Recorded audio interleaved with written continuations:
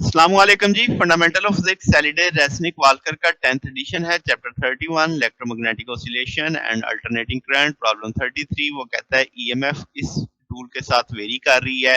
Peak value 30 volt है। Angular frequency 350 radian पर second है। करंट इस इक्वेशन के तहत वेरी कर रहा है। पीक करंट 620 मिली एम्पेयर है। वो कहता है जब टाइम जीरो होता है तो जनरेटर की ईएमएफ मैक्सिमम पे पहुंचती है। वो कहता है करंट पहले मैक्सिमम पे पहुंचेगा, फिर सर्किट एक सिंगल एलिमेंट कंटेन कर रहा है जनरेटर के अलावा। अगर वो कैपेसिटर है, इंडक्टर है या रेजिस्टर है, जवाब से पता चलेगा। वो कहता है अगर which value of the capacitor, inductor या रेजिस्टेंस ये हो, उसकी वैल्यू फिर क्या होगी अगर वो जो चीज भी है।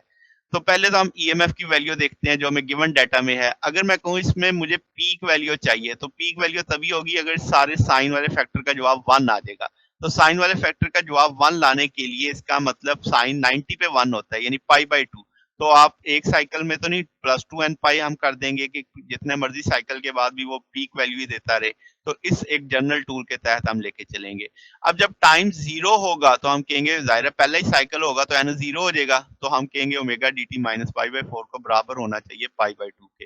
यहाँ से टी निकाला जा सकता है, 3 पाई बाई 4 ओमेगा टी। अब ओमेगा टी दिया हुआ है तो 6.73 टेन पर माइनस 3 पे आपके पास वो मैक्सिमम ईएमएफ पे पहुंचेगा। तो फिर करंट की कहानी ऐसे ही है कि करंट भी दिया हुआ है, हमें करंट भी मैक्सिमम चाहिए। तो करंट मैक्सिमम चाहिए तो साइन के साथ जो सारा फैक्टर है इसे 1 होना चाहिए।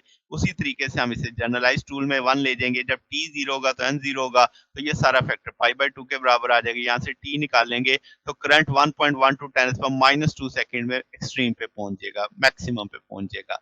फिर अब हम जानते हैं कि भाई चूंकि आपके पास यहाँ से करंट पीछे रह रहा है इससे, तो हम कहेंगे करंट लैग कर रहा है पाई बाई 2 और सर्किट एलिमेंट जो है वो इंडक्टर होना चाहिए।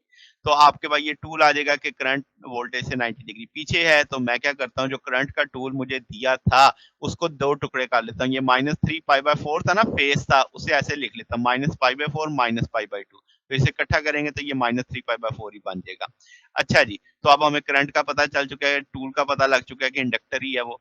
अब इंडक्टर पता लग गया तो इंडक्टेंस निकाल देते हैं, क्योंकि पीक ईएमएफ भी पता है, पीक करंट भी पता है, एक्सएल ओमेगा एल होता है। तो आपके पास सारी वैल्यूज नाउन है, तो 0.138 हेनरी की इंडक्टेंस आ जाएगी। तो ये हमारे पास सोल्यूशन है जनाब। अगर आपको इसमें कोई बात पूछनी हो, डाउट हो, नीचे कमेंट्स में पूछ सकते हैं। वीडियो अच्छी लगी हो तो वीडियो को लाइक कीजिएगा, दोस्तों के साथ शेयर कीजिएगा, चैनल को सब्सक्राइब कर दीजिएगा। अब तक के लिए इतना ही, बाकी इंशाल्लाह नेक्स्ट देखेंगे। ओके, अल्लाह हाफिज।